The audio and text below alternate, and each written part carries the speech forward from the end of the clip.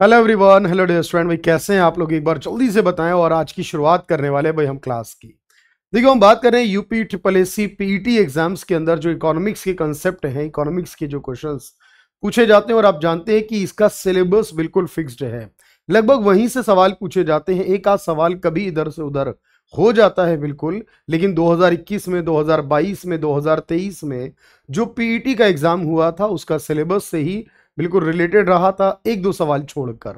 हमने लगभग आपको सभी टॉपिक पे क्लास करा दी है, चाहे वो 5 ईयर प्लान्स हो आपके पास, या इसके अलावा जीएसटी के बारे में हो, जो 1991 के इकोनॉमिक रिफॉर्म्स थे उनके बारे में हो, ग्रीन और वाइट रेवोल्यूशन से रिलेटेड हो, या फिर आज हम बात करने वाले हैं डेवलपमेंट ऑफ मिक्स्ड इकोनॉमी। इससे रिलेटेड क्या क्या सवाल हमारे पूछ चुका है अब तक 3 वर्षों में, और अब क्या पूछे जा सकते हैं, बाकी क्वेश्चंस की प्रैक्टिस हम करने वाले हैं। तो जल्दी से वही जुड़े और बिल्कुल आंसर करते हुए चलें क्वेश्चंस का। हर एक क्वेश्चन आपके लिए इंपॉर्टेंट होगा, एग्जाम ओरिएंटेड होगा, और जो एग्जाम में पूछे गए वो सवाल भी करेंगे, क्योंकि हमने ऑलरेडी एक क्लास भी की है जिसमें लगभग मैंने आपको 50 क्वेश्चन कराए। वो सारे क्वेश्चन जो अब तक हमारे पीटी एग्जाम्स में ऑलरेडी पूछ चुका है एग्जामिनर। तो चलिए शुरू करते हैं आज की क्लास को। पहला सवाल क्या कहता है? पहला सवाल है, सेवा क्षेत्र का दूसरा नाम क्या है? ये एक पीवाईक्यू है, ये ऑलरेडी पूछा है पीटी एग्जाम के अंदर, तो आप देखो याद रखना।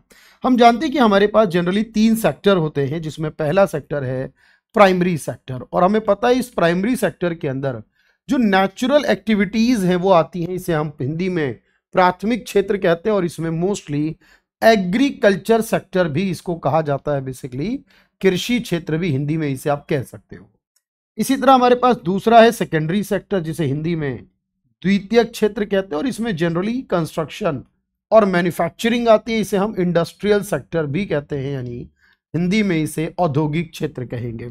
और तीसरा वाला जो हम हिंदी में तृतीयक कहते हैं, यानी टर्शियरी सेक्टर है हमारा, इस सेक्टर को हम सर्विस सेक्टर कहते हैं, यानी कि सेवा क्षेत्र कहते हैं। सवाल यही पूछा है कि सेवा क्षेत्र सर्विसेज कौन से पार्ट में आती है, तो याद रखना ये तृतीयक का पार्ट होंगी। इसके अंदर सारी सर्विसेज, चाहे वो बैंकिंग हो, इंश्योरेंस हो, फाइनेंस रिलेटेड हो, एडमिनिस्ट्रेशन हो, डिफेंस हो, पुलिस हो, होटल, रेस्टोरेंट, टूरिज्म, टेलीकॉम, कोई भी सर्विस हो, सारा इसी का पार्ट होगा। चलिए अगला सवाल क्या कहता है?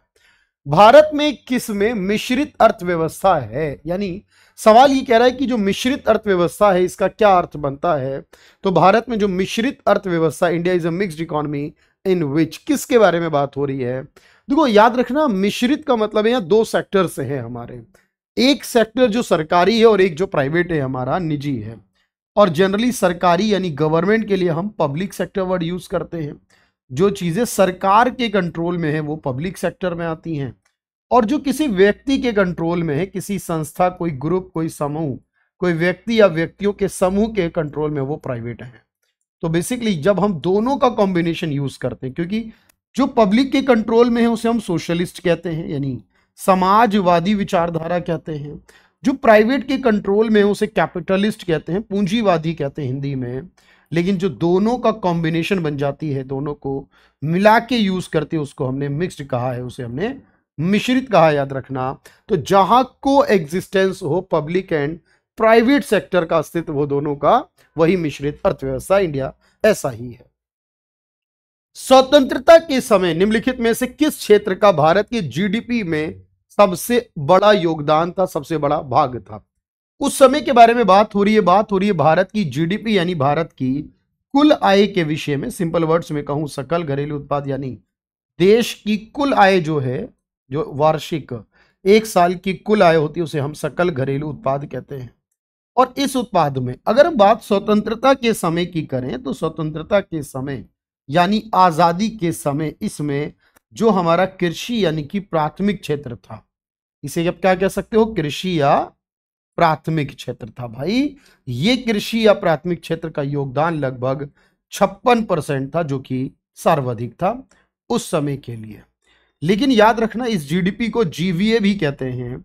और आज के समय वर्तमान में 2025 में जब हम तैयारी कर रहे हैं, तब हमारे पास जो तीसरा यानी कि सेवा वाला क्षेत्र है, जिसको हम तृतीयक भी कहते हैं हिंदी में, इस क्षेत्र का योगदान लगभग 54 से 55% है। और आज के समय अगर कंपेयर किया जाए इस सवाल को, तो ये सवाल कहेगा कि सर्वाधिक तो तृतीयक क्षेत्र है, क्योंकि सवाल में पूछा है उस समय के लिए, स्वतंत्रता के तो आंसर होगा ए। वर्तमान के लिए इसी सवाल का आंसर होता सी ऑप्शन।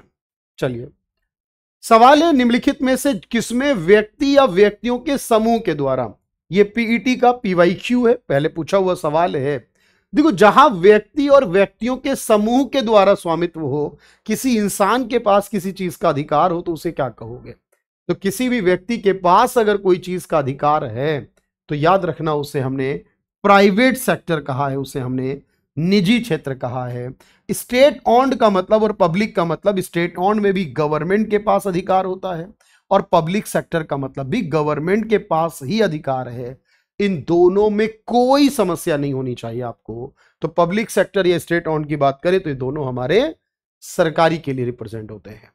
कोई भी कंपनी एक सरकारी कंपनी होगी यदि उसमें कम से कम प्रदत्त पूंजी सरकार के अधिकार में होती है। यानी देखो, कोई भी संस्था, कोई भी सेक्टर, कोई भी संस्था में मेजॉरिटी और माइनॉरिटी अगर मोर देन 50%, 50% से अधिक होना जरूरी है, चाहे वो कितना भी अधिक हो, यानी सामान्यता 51% अगर सरकार के पास है तो सरकारी है वो क्षेत्र।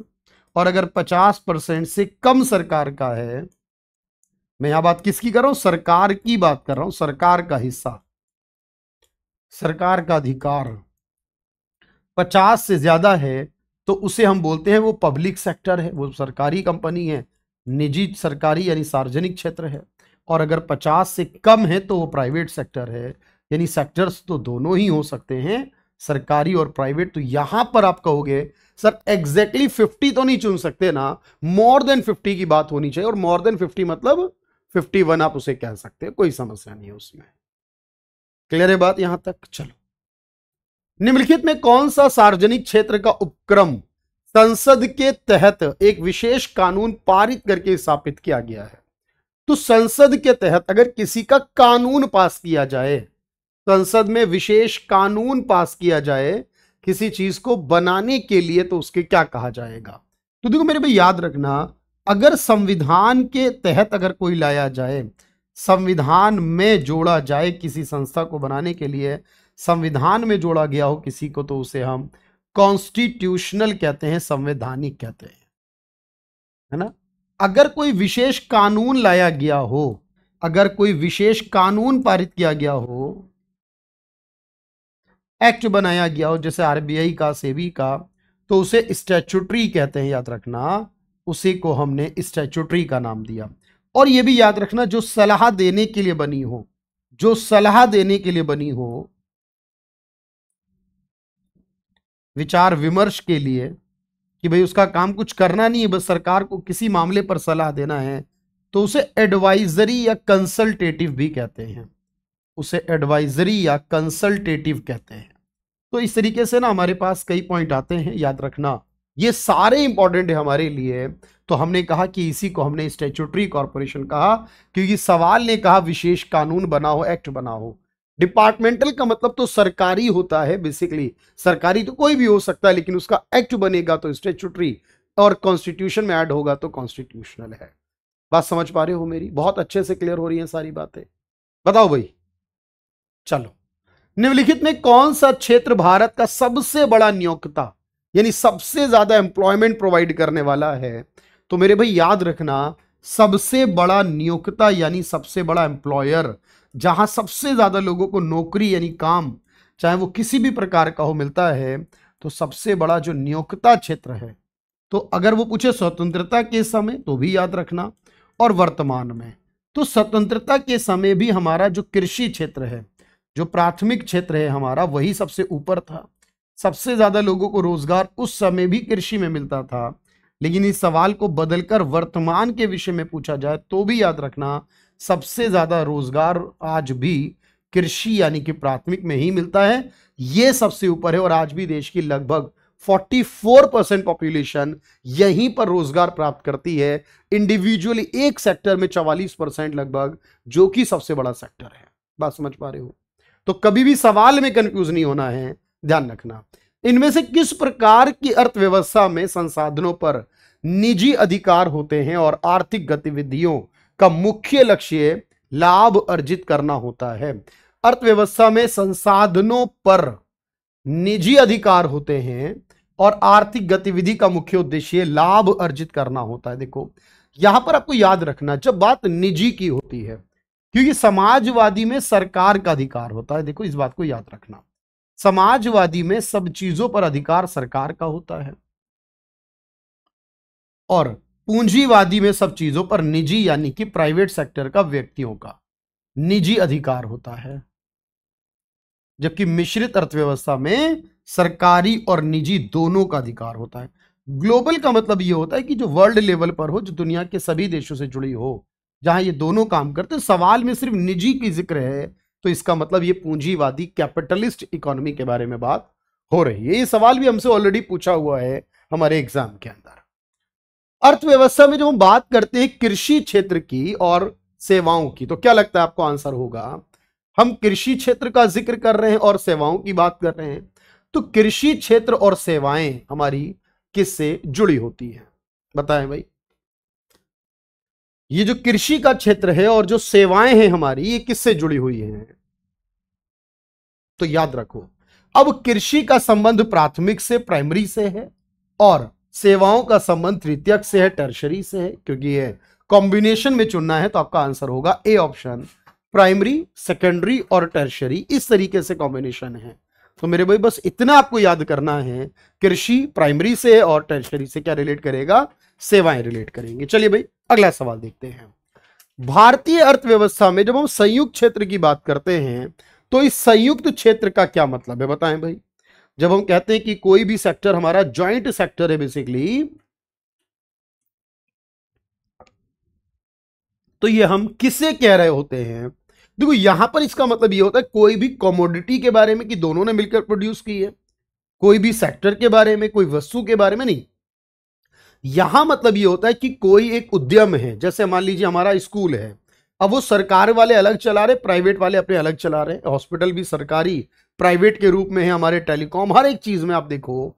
यानी इसका मतलब होता है कि एक ऐसा एंटरप्राइज, क्योंकि यहां देखो अगर आप public and government sector, public और गवर्नमेंट तो दोनों एक ही होते हैं, पब्लिक एंड प्राइवेट तो यहां भी लिखा है ना, लेकिन अगर आप पब्लिक प्राइवेट देख रहे हो तो यहां देखो कोई कमोडिटी बनाना नहीं, बल्कि यहां ये मतलब है कि कोई ऐसा एंटरप्राइज, कोई उद्यम, कोई उद्योग या तो प्राइवेट लगा रहा होगा या सरकार बना रही हो, दोनों के द्वारा होगा, तब उस केस में वो क्या वर्ड बन जाएगा? That is called joint sector कहेंगे उसे, दोनों को। किसी भी विकासशील अर्थव्यवस्था के प्रारंभिक चरणों में, यानी शुरुआत में, कोई भी विकासशील, जैसे हमारे भारत का जिक्र कर लीजिए, कोई भी अर्थव्यवस्था की शुरुआत में, ये वर्ड एक्स्ट्रा में ऐड हो गया यहां पर, प्रारंभिक चरणों में क्या होता होगा? सोचिए। देखिए जब कोई भी अर्थव्यवस्था होती है ना, जब वो अल्प विकसित होती है या विकासशील होती है, ध्यान रखना दोनों शब्दों में बात कर रहा हूं मैं, जब वो अल्प विकसित होती है और विकासशील यानी कि डेवलपिंग और अंडर डेवलप, दोनों केसेस में क्या होता है? शुरुआत, प्रारंभिक चरणों में कृषि क्षेत्र का योगदान बड़ा होता है, कृषि पर पूरी तरह निर्भर होता है। लेकिन जब कोई विकसित देश होता है, याद रखना, तो विकसित देशों में, जब विकसित राष्ट्र हो जाता है ना, तो वहां पर सेवा क्षेत्र की भूमिका सबसे ज्यादा हो जाती है। अब क्योंकि सवाल में पूछा है हमसे विकासशील अर्थव्यवस्था के प्रारंभिक चरण में, तो आपका जवाब क्या होगा? बता दो भाई जल्दी से। तो ये प्राइमरी हो जाएगा, है ना भाई। इसी को हम कृषि कहेंगे, लेकिन अगर सवाल विकसित के लिए होता तो सेवा क्षेत्र बन जाता। कौन से क्षेत्र को औद्योगिक क्षेत्र भी कहा जाता है? देखो हमने बात लिखी है कि सेक्टर को इंडस्ट्रियल सेक्टर भी कह सकते हैं, औद्योगिक क्षेत्र भी कह सकते हैं। अब आपको यह बात याद रखनी है, औद्योगिक क्षेत्र क्या होता है हमारा, औद्योगिक क्षेत्र के अंतर्गत क्या क्या आता है। तो जब हम औद्योगिक क्षेत्र की करते हैं ना भाई, तो देखो याद रखना, इसमें हमने सेकेंडरी सेक्टर को रखा है, कृषि हमारा प्राथमिक है, जिसे हमने मुख्य यानी प्राइमरी नहीं कह को, मतलब यहां पर प्राथमिक है, माध्यमिक यानी कि द्वितीयक के लिए होगा, और साथ ही ये तृतीयक के केस में टर्शरी हो जाएगा। इसका आंसर होने वाला है हमारे पास द्वितीयक, ठीक है, सेकेंडरी सेक्टर, जिसका योगदान आज के समय, वर्तमान के समय लगभग 30% के नियर बाई है। प्रारंभिक क्षेत्र का हिस्सा, इनमें से अब एक्टिविटी को पहचानना है, कौन सी एक्टिविटी है जो हमारी प्राइमरी सेक्टर में आती है। तो आप बताएं मुझे कौन कौन सा इसमें से हमारा प्राइमरी में आता है, सेकेंडरी में आता है, या फिर टर्शरी में आता है। तो जब हम बात कर रहे हैं देखो इस सेक्टर को लेकर कि प्राइमरी, सेकेंडरी और टर्शरी में क्या है, जो कंस्ट्रक्शन है ये हमारा द्वितीयक में आता है, याद रखना ये द्वितीयक है। जो फूड प्रोसेसिंग होती है, क्योंकि फूड को प्रोसेस किया जा रहा है, ये द्वितीयक में आता है। जो एडमिनिस्ट्रेशन होता है ये तृतीयक में आता है, लेकिन जो बागवानी है हमारी ये प्राथमिक में आती है, क्योंकि फल और सब्जियां जो डायरेक्टली नेचर से जुड़ी हुई चीजें हैं वो हमारी प्राथमिक का हिस्सा होंगी। निम्नलिखित में कौन तृतीयक क्षेत्र का हिस्सा है, यानी कि टर्शरी सेक्टर का पार्ट है, तृतीयक क्षेत्र में आता है। अब आपको ये याद करना है तृतीयक क्षेत्र का हिस्सा बताना है कौन सा है। जैसे अगर मैं कहूं ऑटोमोटिव के बारे में, देखो एक एक सवाल क्लियरिटी से पता होना चाहिए कि सर ये द्वितीयक है। ऑयल रिफाइनिंग यानी पेट्रोल डीजल बनाना रिफाइनरी के थ्रू द्वितीयक है। माइनिंग करना ये प्राथमिक है, क्योंकि क्लियर होनी चाहिए बात। लेकिन जो ट्रांसपोर्टेशन परिवहन व्यवस्था है, चाहे वो सड़क मार्ग हो, वायु मार्ग हो, समुद्री मार्ग से हो, वो कोई सा भी हो, वो हमारा तृतीयक का हिस्सा होगा। अगला, जब प्राकृतिक संसाधनों का दोहन यानी इस्तेमाल किया जाता, उपयोग किया जाता है, प्राकृतिक संसाधनों का दोहन करने से, इस्तेमाल करने से, जैसे मिट्टी का यूज कर रहे हैं हम लोग, तो उससे हम जो बना रहे हैं भाई, तो उसे क्या कहा जाएगा बताएं।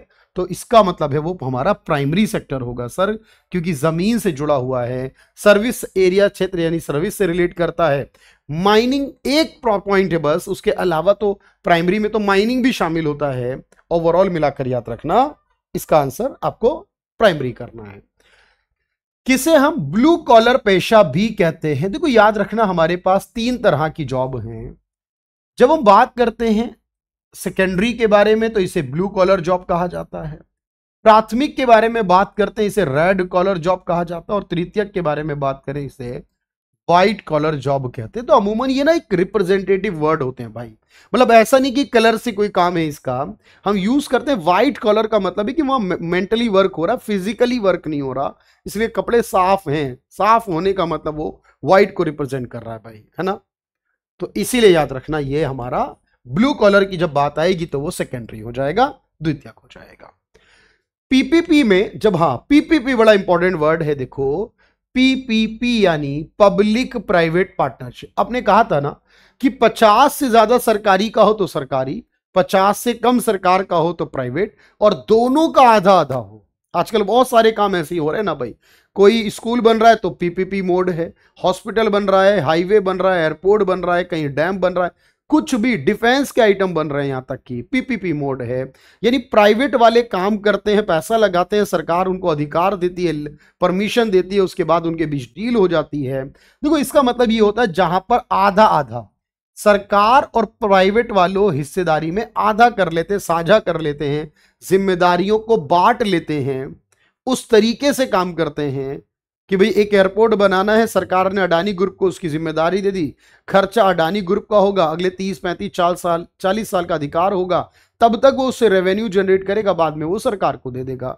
तो इस तरह से एयरपोर्ट भी बन जाएगा, सरकार का खर्चा भी नहीं होगा। बोलो, ये कंसेप्ट होता है पार्शियली। भारतीय अर्थव्यवस्था में क्षेत्रों को सार्वजनिक तथा निजी में किस प्रकार आधार पर बांटा जाता है। जब हम कहते हैं ना सरकारी और निजी की बात हो गई कि दो क्षेत्र में बांटा गया, देखो एक बात याद रखना, जब हम ऑनरशिप देखते हैं तो हम इसे सार्वजनिक और निजी में डिवाइड करते हैं, सार्वजनिक और निजी में। जब इसमें डिवाइडेशन होता है भाई तो वो होता है ऑनरशिप के।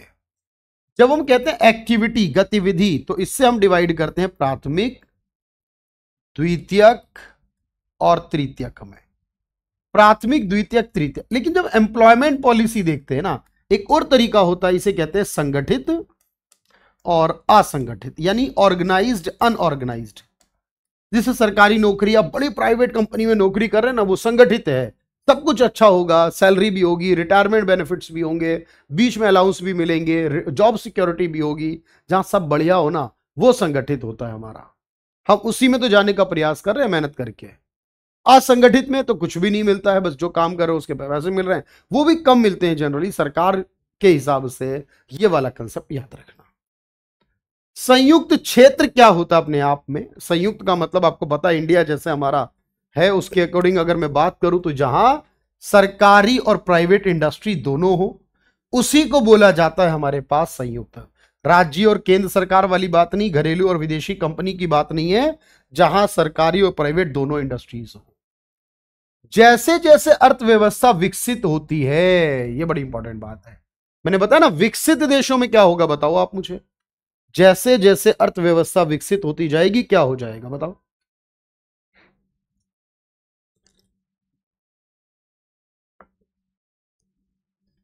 जैसे जैसे अर्थव्यवस्था विकसित होगी, राष्ट्रीय आय में याद रखना बढ़ता जाएगा। राष्ट्रीय आय मतलब जीडीपी। मैंने कहा ना शुरुआती चरण में तो होता है कि कृषि का योगदान बड़ा होगा, लेकिन बाद में तृतीयक क्षेत्र का ही योगदान बढ़ता जाएगा। जितने डेवलप देश हैं आज के समय सब में तृतीयक का योगदान सबसे ज्यादा है। भारत में वर्तमान में भारत की राष्ट्रीय आय में किस एक क्षेत्र का योगदान वर्तमान में, उस समय पूछा था स्वतंत्रता के समय तो मैंने जवाब दिया था कृषि का, लेकिन वर्तमान में तो आप कहोगे सर सर्विस सेक्टर का। इसको जीवीए में भी कह सकते हो, ग्रॉस वैल्यू एडेड वाला कंसेप्ट 2015 में आया था, तब से इसे जीवीए कहते हैं, तो उसमें भी बात हम कर सकते हैं, सर्विस सेक्टर की होगी। असंगठित क्षेत्र में आमतौर पर किस तरह का रोजगार मिलता है? देखो जो संगठित होते हैं ना, मैंने कहा सरकारी नौकरी, बड़ी बड़ी प्राइवेट कंपनी, एमएनसी की नौकरी, वहां सब बेहतर होता है। लेकिन जब हम कहते हैं ना असंगठित क्षेत्र है, तो यहां पर जो जॉब की सिक्योरिटी है वो कम हो जाती है, फिर बेनिफिट्स नहीं मिलते हैं, फिर रिटायरमेंट के लाभ ज्यादा नहीं मिलते हैं ना बाद के फ्यूचर के। तो याद रखना जहां इरेगुलर एम्प्लॉयमेंट होता है विदाउट बेनिफिट्स, ना ज्यादा लाभ होते हैं और रेगुलर बेनिफिट भी एम्प्लॉयमेंट भी नहीं होता, उसे असंगठित कहते हैं। लेकिन जहां रेगुलर चीजें हो, रेगुलर सारे बेनिफिट्स मिले, सिक्योरिटी मिले, इनोवेशन, तो वो संगठित है। इनमें से कौन सा सेवा क्षेत्र का हिस्सा नहीं है? तो ये ध्यान रखना है, कौन सा सेवा क्षेत्र का हिस्सा नहीं है। देखो जब हम बात करें सेवा क्षेत्र के विषय में तो हमें याद रखना है सेवा क्षेत्र में क्या आता है। हमारे पास इंफॉर्मेशन टेक्नोलॉजी भी आती है, ये भी तृतीयक में आती है। जो इंफॉर्मेशन है एजुकेशन भी उसमें आती है। और रिटेल में मतलब कोई दुकान पर सामान वगैरह आप बेच रहे हो, शॉपकीपर हो, दुकानदार हो, फल बेचते हो, सब्जियां बेचते हो, अनाज बेच, कुछ भी बेचो, रिटेलर हो। माइनिंग इसमें नहीं आती है सर, क्योंकि माइनिंग प्राथमिक में आती है। मैं फिर कह रहा हूं द्वितीयक नहीं, प्राथमिक में, प्राइमरी में। कच्चे माल का उपयोग किया जाए और फिर उस उपयोग करके वस्तु बनाई जाए। ध्यान से समझना इस बात को, कच्चे माल का हमने क्या था, जब हम कहते हैं ना प्राकृतिक संसाधनों का दोहन, तो वो अलग चीज है, सेकेंडरी बोलेंगे। देखो जहां प्राकृतिक चीजों की बात हो रही है ना, प्राकृतिक संसाधन की बात हो रही थी, तो वहां तो आता है प्राइमरी। लेकिन जहां पर हम सामान तो बना रहे हैं लेकिन कच्चे माल से जो प्राइमरी से बेसिकली हमें मिला वो सेकेंडरी में हो जाएगा, इसका उपयोग करना। विकसित अर्थव्यवस्था में जनसंख्या का बड़ा भाग निर्भर करता है किस पर? अब बताना है आपको कि जनसंख्या का बड़ा भाग किस पर निर्भर करता है। किसमें? डेवलप्ड कंट्रीज में, डेवलप देशों में। मैंने कहा विकासशील और अल्प विकसित होते तो प्राथमिक पर, लेकिन विकसित देशों में बात होगी तो तृतीयक पर। बात विकसित देशों में होगी तो यह तृतीयक पर होगा। पीपीपी यानी पब्लिक प्राइवेट पार्टनरशिप जो वर्ड है, सरकारी निजी साझेदारी और भागीदारी वर्ड है, इसका क्या मतलब है मैंने बताया, दोनों मिलाकर किसी काम को करें। अगर ऑप्शन को देखें ध्यान से क्या लगता है बताओ, बताएं भाई आंसर।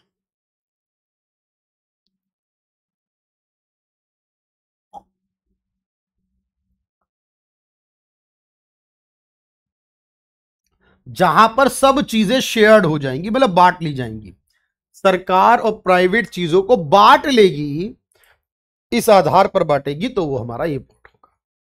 अच्छा, बंद अर्थव्यवस्था क्या हो सकती है? कोई भी अर्थव्यवस्था को बंद कब कहा जाता है? जब हम कहते हैं कोई अर्थव्यवस्था है और वो बंद अर्थव्यवस्था है, तो इसका क्या मतलब है? देखो जब अर्थव्यवस्था चाहे पूंजीवाद हो, समाजवाद हो या मिश्र, उससे मतलब नहीं है। अगर अर्थव्यवस्था में दूसरे देशों से कारोबार होता है तो वो ओपन है, एक्सपोर्ट इंपोर्ट होता है।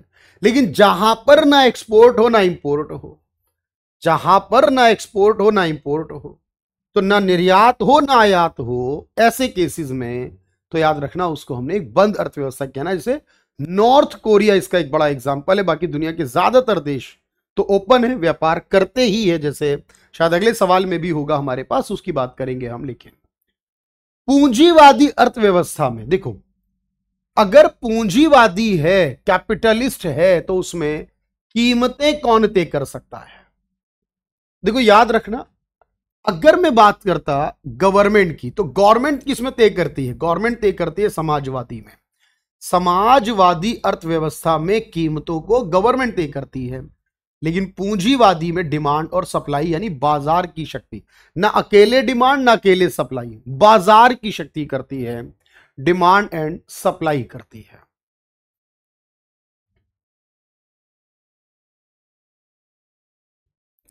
कौन सा एक अविकसित देश में, अगर कोई देश विकसित नहीं है तो उस देश का लक्षण नहीं है। अब ध्यान रखना, यानी अविकसित देश में क्या होता है? कृषि अर्थव्यवस्था होती है, यानी कृषि वाले काम ज्यादा होते हैं, पूंजी का अभाव, कमी होती है, तकनीकी पिछड़ापन भी होता है, याद रखना। लेकिन अविकसित देशों में जनसंख्या की वृद्धि स्लो नहीं होती भाई।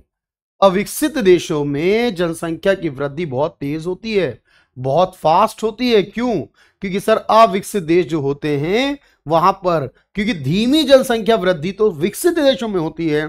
आप जितने भी डेवलप देश हैं उनको देख लीजिए, वहां जनसंख्या की रफ्तार कम है। आप इंडिया को देखें, पाकिस्तान को देखें, बांग्लादेश को देखें, है ना, अभी चीन आबादी फिर से बढ़ा रहा है, उसको देखें, और बाकी कंट्रीज को देखें कंपैरेटिवली। फिर इनको फ्रांस, जर्मनी, जापान से कंपेयर करें तो आपको नजर आएगा डेवलप देशों में कम, और कम नॉन डेवलप देशों में ये ज्यादा होती है।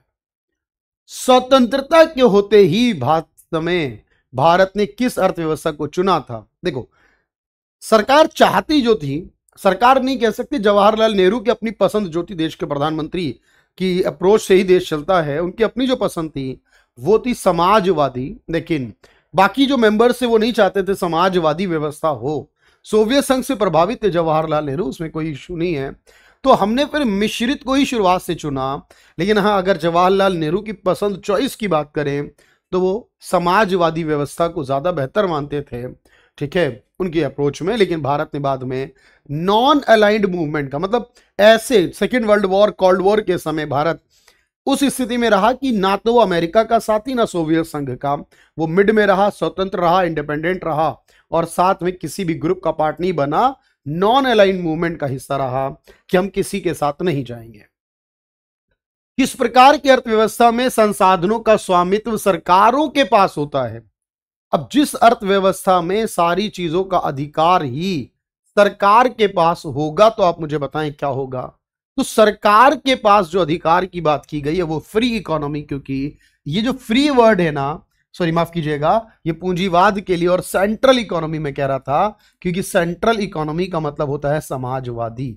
सेंट्रल इकोनॉमी ही समाजवादी है, इसे नियोजित या केंद्रीय भी कहते हैं। बाजार का मतलब भी पूंजीवादी से होता है, और फ्री का मतलब, मुक्त का मतलब भी पूंजीवादी है।